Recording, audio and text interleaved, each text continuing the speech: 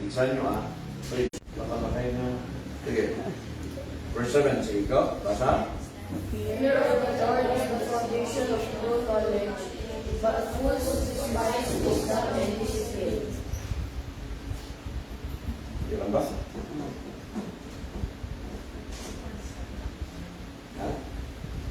Verse 1 and 6. Okay, verse 8. Basa. My child, listen when your father corrects you. Don't neglect your mother's instruction. Okay, listen when your father corrects you. Don't neglect your mother's instruction. Chapter 4, verse 3. Proverbs naman. Go. For I too was once my father's son, tenderly loved as my mother's only child. Amen. Proverbs chapter 6, verse 20. My son, obey your father's commands, and don't neglect your mother's instruction. Don't neglect your mother's instruction. Proverbs chapter 10, verse 1. The Proverbs of Solomon, a wise child brings joy to a father. A foolish child brings grief to a mother. Remember, a foolish child brings grief to a mother. So do not be foolish. Proverbs 15, verse 20. Sensible children bring joy to their father. Foolish children despise their mother. Foolish children despise their mother. Okay? Proverbs 17, verse 25. Ipigsan nyo Foolish children bring grief to their father. The big and the little of one who gave them birth. Okay, again. Foolish children bring grief To their father, and bitterness to the one who gave birth. Meaning, bitterness to the one who gave them birth. Who? Your mother. Minsan pa, unang-unang nyo lagi tina mothers. Proverbs 19, verse 26. Children who sleep their father or chase away their mother are an embarrassment and a public disgrace. Kasi nga, you are an embarrassment and a public disgrace sa inyong may treat mo to the parents. Proverbs 20, verse 20. Proverbs 20, verse 20. If you insult your father or mother, your light will be snuffed out of total darkness. See that? If you insult your father and your mother, your light will be snuffed out in total darkness. So give respect to your parents. Proverbs 23, verse 22. Listen to your father who gave you life, and don't despise your mother when she is old. Mga oray nung bumakit, tinayo, ayatan niyo dahil suda. Amen. Yung may babain. Kung na kayong young people, hanman nga datos diya ag-bless kadagitila na takunan. Nakita yun ni Mother Sean, may kayo ito, bless you is una. Yeah, tani ako ti apuna nga kagkalwa ng umay dito, da kayo ti apuna. Okay, Proverbs 23, verse 25. Go. So give your father and mother joy. May she who gave you birth be happy. Again, basayo. So give your father and mother joy. May she who gave you birth be happy. Dato yung mga parents, di ba, naragsak tayo no, bless na natin ti umbing tayo. So give your father and mother joy. Paragsakan nyo ti parents yun. Ano nga, ito nga buong ti ulo yung mga kanayon. May she who gave you birth be happy. May your mother be happy always. Okay? Proverbs 28, verse 24. Anyone who steals from his father and mother And since what wrong with that is no better than a murderer. Again, Anyone who steals from his father and says what's wrong with that It's no better. Oh. Dugayang akiwan tako ng inata ko, lulat ako, lulot ako, lulot ako, amata ko, kamanta ko gayang din, nan patoy. Ganyo din. Do not steal from your mom, Adama. Do not steal from your dad. Chay? Yes? Because, according to that verse, you're like a murderer. You see that? That's the Proverbs of Solomon. Very straight. Tadadalin niyo, mga people. Kaib. Ha? Reshan. Yan na ganun ba isa? Ha? Iyana. Oh. Lagi pa niyo dahil ito yung na verses. Well, tayo ka di, kaslatay gaya mapatay tao, di aring na gaya, itagtakaw. Delikado. Ha?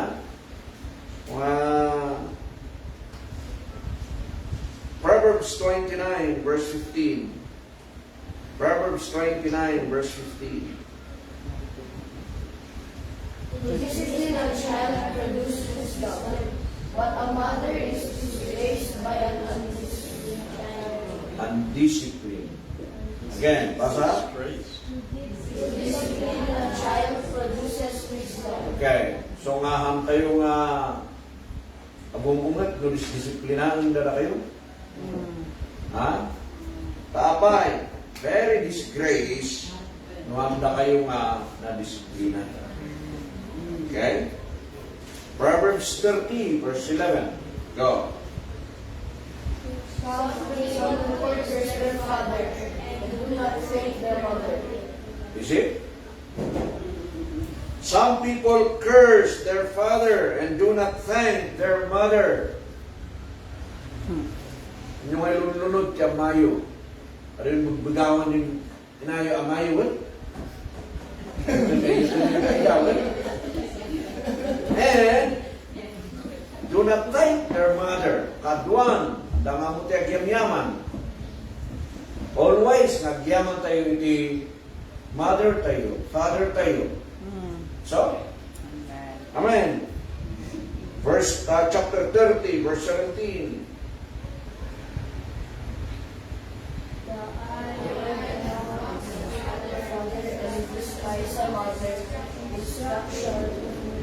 Knock out the rattles of the valley and Again.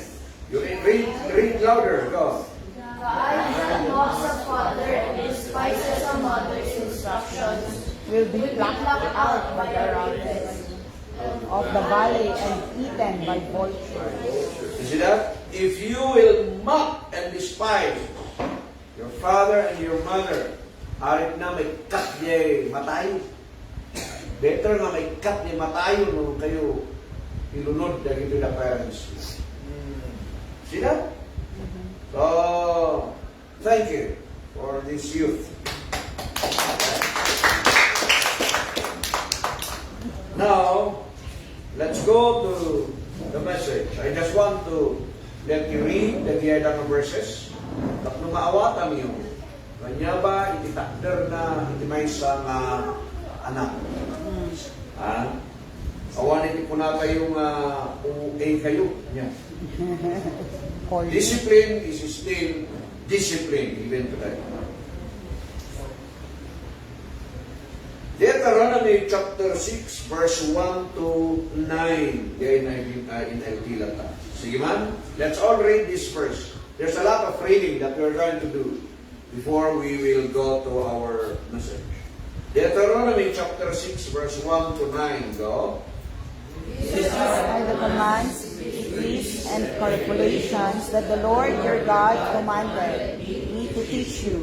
You must obey them in the land you are about to enter and occupy. And you and your children and grandchildren must fear the Lord your God as long as you live. If you obey all these decrees and commands, you will enjoy a long life. Listen closely, Israel, and be careful to obey. Then all will go well with you, and you will have many children in the land flowing with milk and honey, just as the Lord, the God of your ancestors, promised you. Listen, O Israel, the Lord is our God, the Lord alone. And you must love the Lord your God with all your heart, all your soul, and all your strength. And you must commit yourselves wholeheartedly to those commands that I am giving you today. Repeat them again and again to your children. Talk about them when you are at home and when you are on the road, and when you are going to bed and when you are getting up. Tie them to your hands and wear them on your forehead as reminders. Write them on the doorposts of your house and on your gates. Okay, that's a command for parents. Verse 7, repeat them again and again to your children.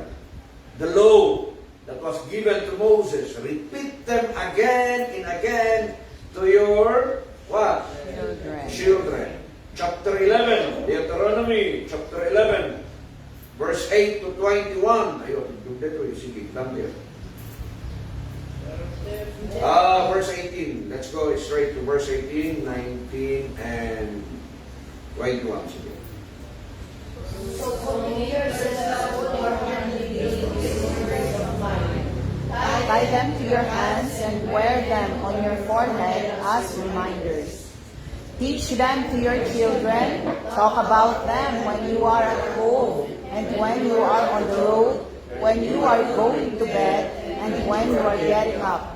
Write them on the doorposts of your house and on your gates, so that as long as the sky remains above the earth, you and your children may flourish in the land the Lord swore to give your ancestors. So teach them to your children. Talk about them when you are at home and when you are on the road. So that's a challenge for us parents. That's our responsibility to talk about God to them. Our topic, as I have said, is genuine faith. And nuapay na intend ko lang kita ng verses because we're going to focus our study on the life of Timothy, the young Timothy. Acts chapter 16, verse 1 to 5. Acts chapter 16, verses 1 to 5. Okay? Paul went first to Derbe and then to Lystra, where there was a young disciple named Timothy. His mother was a Jewish believer, but his father was a Greek. Timothy was well taught of by the believers in Lystra and in Iconium. So Paul wanted him to join them on their journey in deference to the Jews of the area.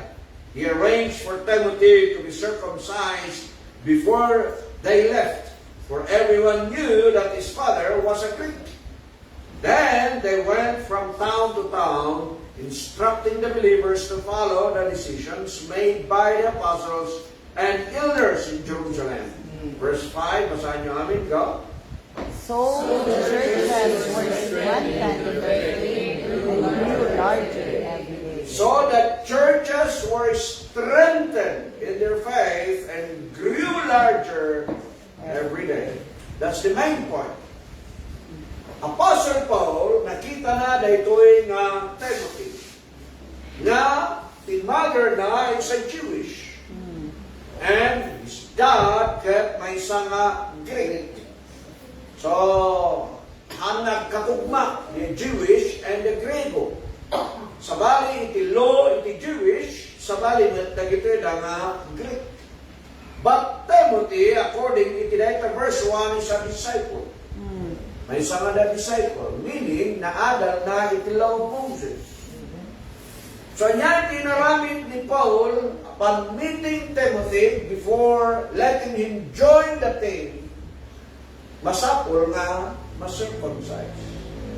Circumcision is a big deal for Israel. Why? That's a covenant. That's a sign of covenant. According to Genesis chapter 17, given to Abraham, masapol nga every male Jew or Israelites, they need na makugit. Tadaytay is sign of the covenant. Now, nagpakugit daytoy nga Timothy. So, itinaytoy 2 Timothy chapter 1 verse 5 to 6. 2 Timothy chapter 1 verse 5 to 6 in celebration for this Mother's Day. Ito yung message para kanatayong mothers or parents.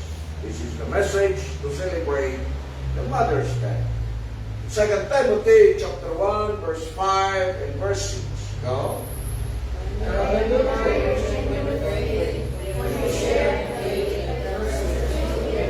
Grandmother Louise and your mother Eunice, and I know that same faith continues strong in you. This is why I remind you to fan into flames the spiritual gift God gave you when I laid my hands on you. Kita nyo I remember your genuine faith. For you share the faith that first filled your grandmother Louise and your mother Eunice. Remember yung Deuteronomy na binasa tayo. Sa karinga kuna na ijay, iti law under the Jewish law, that you pass this law to your children and your children's children. So masapol nga the law of Moses, kat masapol maipasubla, maiadal, karag ito'y the next generation. Okay? So daikati inaramid ni Louis. Ni Louis kat lula ni Timothy. Sakari?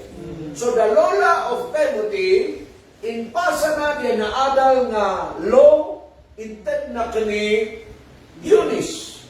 And Eunice also, in pasa na kani Timothy. So being a disciple, during those times, they need to know the law. Nasapol nga muda ni Rintel. So nga, ni Timothy, as young as you were, nga may sa isuna nga disciple. Amuna ni law ni Moses. But the problem, kat may sa isuna nga great ti amana, so nga saan pailaan na na-circumcise. So upon meeting Apostle Paul, iti first nga inaramida, masapol makugit, dahil nga Timothy. Because that's the law. Haan na mabalinlaan ng kabasbasaan without obeying the law. Dahil ta iti picture na dahil nga law. But, kuna na ito and I know that some faith continues strong in you. Same. Verse 6, this is why I remind you, Timothy, to fan into flames the spiritual gift God gave you when I laid my hands on you. Fan the flame, paapuyam, pabilgam, dahil tang inawap mong regalo. Kahit nasa buwan, padaklam, papintasam, improvement, dahil tang inawap. Ag-mature ka, di tang inawap. Anya, gift na inawap tayo na salvation message ni Apo Diyos. That's our gift. Okay? The wages of sin is death, but what? The gift of God is eternal life. That's the gift that we have received. Even in Ephesians chapter 2, verse 8 and verse 9, for by grace are ye saved through faith. This is not your work. It is the gift of God. So regalo ni Apo Diyos, daita. So fan the flame. Stay and be strong in the salvation in our faith. Maraylayaw to Diyos. So if we 2 Timothy chapter 3 verse 14 to 17,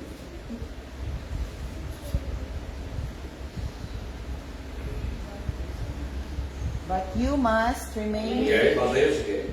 but You must remain faithful to the things you have been taught. You know they are true. for you know you can trust those who taught you. You have been taught the Holy Scriptures from childhood, and they have given you the wisdom to receive the salvation that comes by trusting in Christ Jesus. All Scripture is inspired by God and is useful to teach us what is true and to make us realize what is wrong in our lives. He corrects us when we are wrong and teaches us to do what is right. God uses it to prepare and equip His people to do every good work. Amen. But you must remain faithful. Timothy and the church. We must become faithful to the things you have been taught. Amen.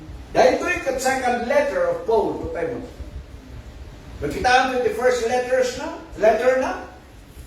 And then here comes the second Timothy. This is the last letter of Paul before he died. Ito the last nga when he was in prison, in the danger. Ito the last nga letter na para iti church.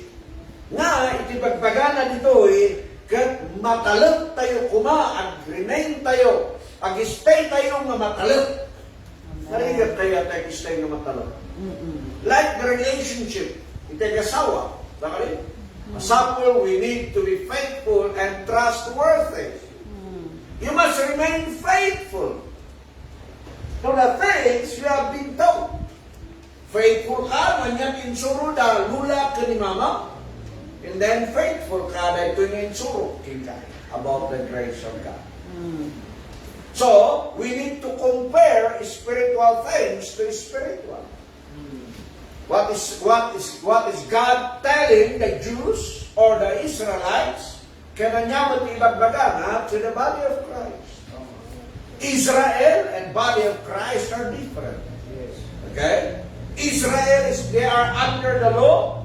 The body of Christ is under the grace of God. Romans 6:14, we are no longer under the law, but we are under the grace of God. Romans 10 verse 4, Christ is the end of the law. So, ada ito yung parabor ni Apo Diyos. So, transition, kinangyari, ibiyag ni Timothy, from law to the grace of God. So, kastamit kada tayo. But we must remain faithful. So, kada tayo mga parents, obligado tayo nga mangisuro karang itisason ti Diyos, karang itiubin tayo. Hanlaan na pang pastor, ikag pagbaga, ikag na. Obligado tayo nga makitid karakwara, itinasay ti Diyos. Remain faithful to the things you have been taught. You know they are true. Among nga na isuda kat pudno. For you know you can trust those who taught you. So nga dalang isuro ken ka. Matalot daw nang isuro ken ka. Nagbannog daw nang isuro ken ka. Verse 15. You have been taught the Holy Scriptures from childhood.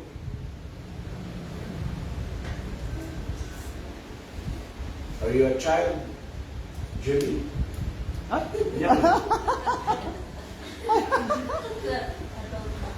So learning the Bible, learning the Word of God is from childhood.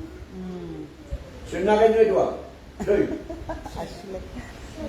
ha? Oh, mangilakas na. Sina kayo Manila. Kailangan nyo ka din kanan din Biblia. Manipod ka nung kaubing masapulay man adal sa kalinsiya ko Diyos. Baka nung silpon ay kanayin. Aw? Ang basa ka sa Biblia, yun. Bagay pa lulayo yan. Kung masadsarot si lulayo, ibagayo, ano kang masadsarot? Suruang na kami, what?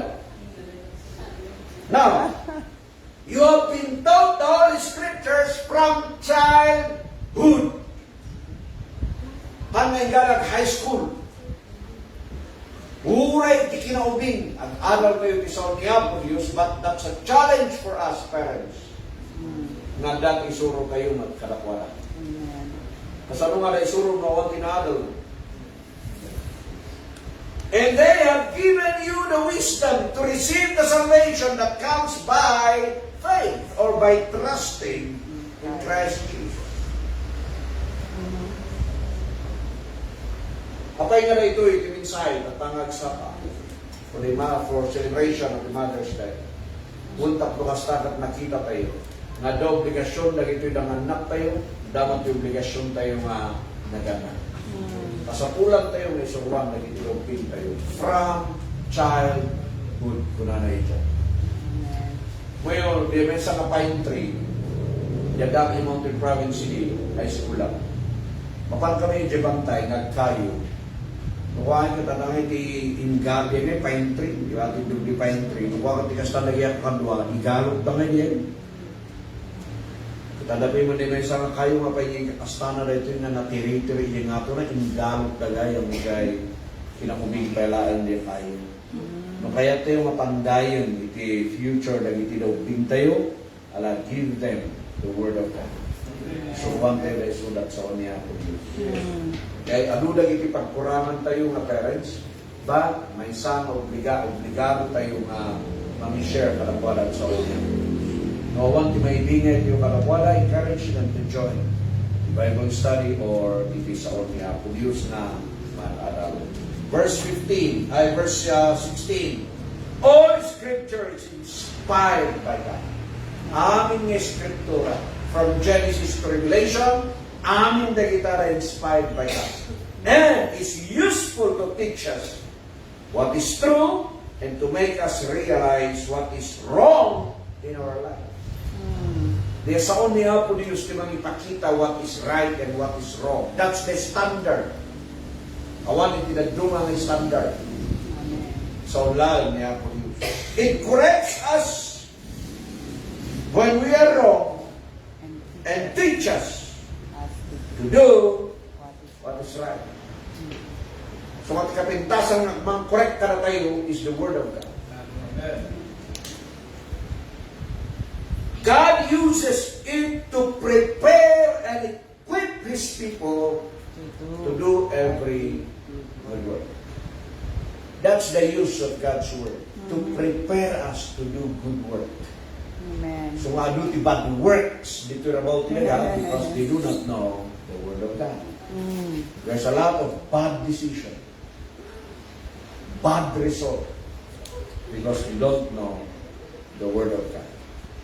So dahil ko may i-challenge ka na tayo mangin. Again, the Proverbs of a mother, binasa tayo ni Jai, nakita yun the responsibility yung anak. Kastamot ka na tayo mat nga parents tata, masapul mat nga ron na isuro tayo. Isaw niya po Diyos karagitida big tayo. Amen. Maminsan of birthday da, panpanunuson tayo no niya iti celebration. Gumatang tayo iti cakes da, gumatang tayo iti ami-amin dita. Maminsan, the most important part ng Word of God is kailangan iti awan iti celebration. Maminsan kumahan yung lipat. Isa niya po Diyos. Birthday lang iti daw bing tayo, at basa tayo sa niya po Diyos para karatan. Nadalag iti da celebration, like for example, iti pakaornongan, iti Thanksgiving, reunion, tas kada niya pa ilitada, ibasa tayo sa niya po Diyos. Ulitat man na, Australia, in basak ni Proverbs to be fair, ya, anlang ka na tayo mga parents, hindi lang ibasa tayo kung nalang itinubing tayo nga, ayo, mantanay sudara. Diba? But, makisapon mo nga makita tayo in celebration in the Mother's Day, na damat yung obligasyon tayo na parents. Pass on the Word of God, karang itila ubing tayo. They will help them to do good work. They will help them nagbalin nga good person, good citizen. Iti na ito rabaw iti dagan mga mudat sa niya po Diyos. Nung karod diyan question, kasano nga may surong iti sa niya po Diyos nung marigatan ka nga adal. Nung marigatan ka nga mga adal, ikarigatan mo't nga rod na ikasta no kasano nga maawis tayo suda mo umayag gimong, bueno, mang-awis ka ito may mangkasaba karakwada. Ya, ibirok tayo sakbay ng maudi iti amin. Okay? Nakita yun dyan na iti may sagayang magtakaw, takawa na, iti ina, kan ama na, niya ti katumbas na. Mamapatay tao. Agaso ka rin. Kaya tayo, itulak na itila anak tayo nga kasyan. Sungahan tayo nga, tayo may palubos. Sunod ay, inbatin di 20 pesos mo dyan ti lamisaan, kad biglang naawan, kad kunang maaw, kailaan, mo may palubos nga o kailaan. Ipalpalubos mo, magbaling mo mapatay tao dito anak mo, hindi na maulim to, sa ito kang bababawi, sa ito mo kunang nangisuro mo ng sursuro, kita! Kunang ito kasi ka. Yeah? So, nakita tayo, iti kinasagrado, ito sa umiya. Kaya tayo, malagi tinobing tayo, they will come, we want us to do good works. Kung may isang tulbot ni Kasus is the word of God. Salamat iti Diyos. Dahil tayo pininsahin that I want to share to you, dahil ito yung nagsapa. Tagay natin pangkumping di binasala, dahil ito yung challenge para tayo yung guidance. Amen. Amen. Thank God. That's the message for this morning. Malay tayo.